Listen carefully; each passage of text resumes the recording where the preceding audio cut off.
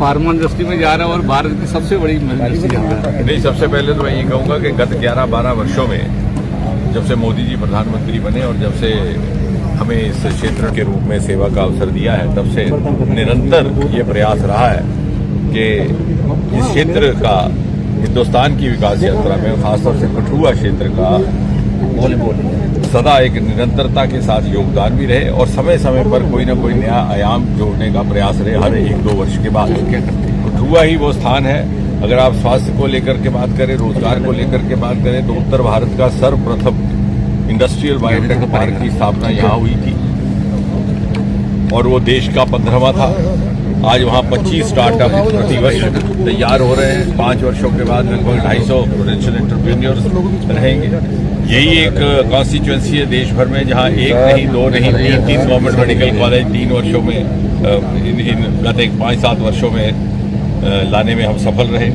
यहाँ पर seed processing plant आया, यहाँ एक्सप्रेस कॉरिडोर आया, यहाँ वंदे भारत ट्रेन का चलना शुरू हुआ। अब यहाँ का रेलवे स्टेशन भी विकसित हो रहा है।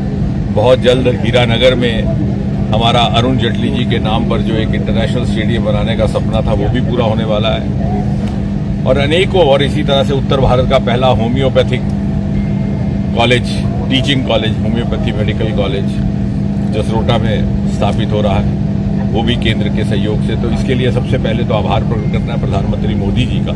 ये तभी संभव हुआ कि जब भी हमने उनके आगे कोई मांग रखी उन्होंने उसको पूरा किया।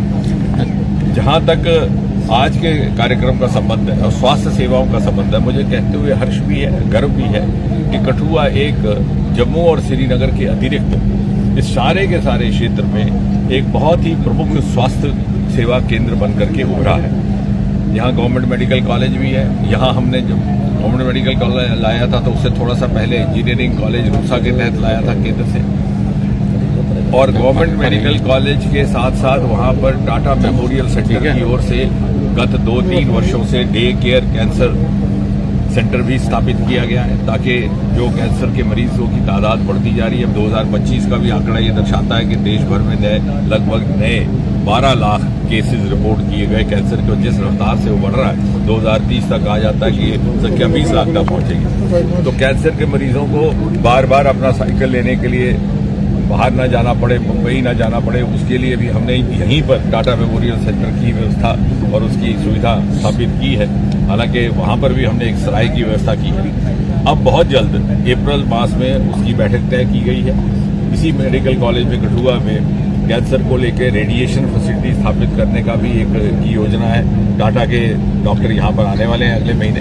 अभी परसों यहाँ के प्रिंसिपल साहब डॉक्टर त्री से भी चर्चा हुई। उसके अतिरिक्त हम ये भी कोशिश कर रहे हैं कि कुछ एक जैसा मैंने प्रयास और प्रयोग पूर्वोत्तर में किया था, क्योंकि वहाँ हेड एंड नेक कैंसर बहुत रहता था, तो यहाँ से हम कुछ एक डॉक्टर्स को, सर्जन्स को कैंसर सर्जरी के लिए विशेष प्रशिक्षण देने के लिए भी बाहर ले जाएंगे। आज का जो कार्यक्रम रहा है इसका बहुत बड़ा महत्व ये है कि लगभग 800 करोड़ तक की लागत से यहाँ पर हिंदुस्तान की पहली अपने ढंग की फार्मा इंडस्ट्री लगने वाली है। ऑर्किड कंपनी बहुत पुरानी कंपनी है, आपको नाम सुना होगा। इसका चेन्नई में भी सेटअप है, इसका गुड़गांव में भी सेटअप है। ये एंटीबायोटिक्स भी बनाती है और खेती बाड़ी के लिए पेस्टिसाइड्स भी बनाती है। आज हमने इसी विभाग के द्वारा बायोटेक्नोलॉजी विभाग के माध्यम से बहुत सारी एंटीबायोटिक्स जो बाहर से आती थी, यहाँ केवल मैन्युफैक्चरिंग होती थी, यहाँ पर उसकी व्यवस्था की है। पिछले ही वर्ष नेफिथ्रोमाइसिन नाम की एक एंटीबायोटिक हिंदुस्तान में डेवलप की है और वो गार्ड कंपनी के साथ, क्योंकि हमारा ये मानना है कि हम खुल करके प्राइवेट सेक्टर के साथ सहयोग करें। अब वो जाते रहे जब प्राइवेट और गवर्नमेंट के बीच में दुनिया रहती थी।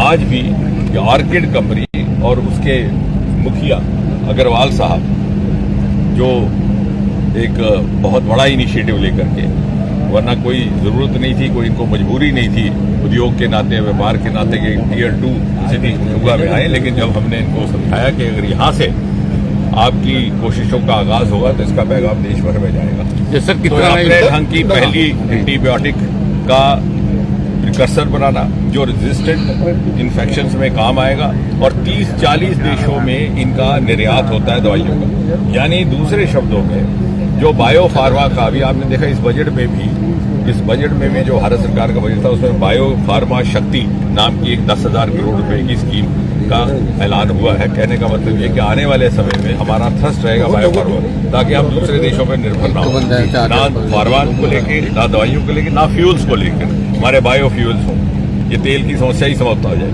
उसी दिशा में जो भारत का प्रयास है, जो प्राथमिकता है मोदी जी की, उसमें, उस यात्रा में, उस प्रयास में, उस मुहिम में आज कठुआ भी शामिल हो रहा है। डॉक्टर साहब, और जो विकसित भारत का निर्माण होगा, उसकी जो भूमिका जम्मू कश्मीर की ओर से अदा होगी, उसका केंद्र बिंदु आज कठुआ बनेगा। इससे रोजगार के साधन भी पैदा होंगे, कंस्ट्रक्शन के द्वारा बाद में भी, और यहाँ से कॉस्ट इफेक्टिव, इजीली एक्सेसिबल दवाई रहेगी, जो दूसरे प्रदेशों में भी जाएगी और दूसरे देशों में भी जाएगी। और मुझे विश्वास है अग्रवाल जी की पहल को देखते हुए देश के अन्य प्रमुख उद्योगपति भी कठुआ का रुख करेंगे। बढ़ाया गया है, नितिन गडकरी से भी बात हुई, आने वाले समय में एजुकेशन प्लस इनोवेशन हुई है और रोड इंफ्रास्ट्रक्चर को लेकर। सर, क्या देखते हैं जिस तरह से सेटअप हो रहे हैं, आने वाले समय में एजुकेशन प्लस इनोवेशन का कितना बड़ा हब कठुआ में? मुझे लगता है उसमें हमें मीडिया का भी बड़ा सहयोग दरकार रहेगा, क्योंकि वो जमाना जाता रहा जब हम सरकारी नौकरी की मानसिकता में ही अपने आप को बंदी बना करके रहे, और ये वो आयाम है जहाँ सरकारी नौकरी से कहीं अधिक आमदन रहती है। मैं आपको आमंत्रित करूंगा, यदि आप इंडस्ट्रियल बायोटेक पार्क में जाएं तो छोटे छोटे ग्रुप, छोटी छोटी बच्चियां सेल्फ हेल्प ग्रुप बनाकर काम कर रही हैं, और दिल खुश हो जाता है, रूह खुश हो जाती है। जब अभी 1 साल पहले जिसने काम शुरू किया, वो कहता है जी मैं तो 50,000 रुपया महीने का कमाना शुरू कर दिया। तो वहाँ पर हम स्टार्टअप, वहाँ हमने बायो इंक्यूबेटर लगाया हुआ है, बायोनेस्ट इंक्यूबेटर, यानी bio incubation for entrepreneurship and scaling up technology. तो एक नया आयाम है, अपना काम है, स्वतंत्र काम है, और उसमें ग्रोथ है।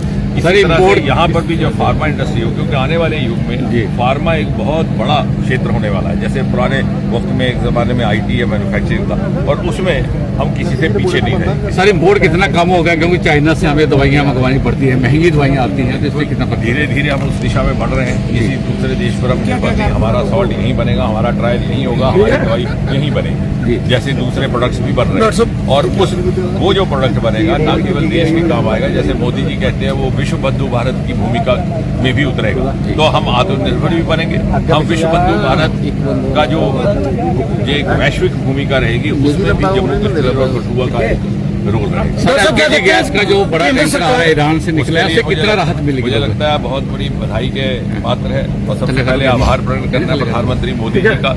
उनका इतना रुतबा है, इतना वकार है दुनिया भर में कि मोदी जी की बात कोई नहीं टालता। हमने स्वयं देखा जब यूक्रेन का मसला आया था, तो मोदी जी के ही हस्तक्षेप से हमारे बच्चों को वापस आने का रास्ता मिला था, सेफ पैसेज मिला था।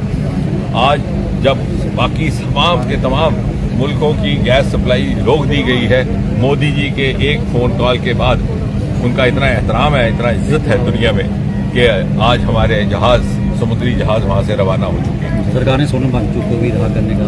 सर, केंद्र सरकार लगातार एंटरप्रेन्योरशिप के लिए सब्सिडीज प्रोवाइड करती है। नए यंग बर्ड्स हैं जो भी, इसमें भी मैं आपको बता दूं कि हमारे यहाँ टेक्नोलॉजी इनोवेशन हब हम विकसित कर रहे हैं कठुआ में भी, और पूरा सहयोग सरकार की ओर से है। आर्थिक सहयोग भी, तकनीकी सहयोग, पूरा सहयोग सरकार की ओर से, हैंड होल्डिंग सरकार की ओर से, घर से कुछ खर्च नहीं करना। एक ऐसा इकोसिस्टम है जहाँ सरकार एक तरफ मुद्रा लोन भी देती है, दूसरा आपको हैंड होल्डिंग के माध्यम से टेक्नोलॉजी इनोवेशन हब्स में आपकी एंटरप्रेन्योरशिप डेवलप करती है।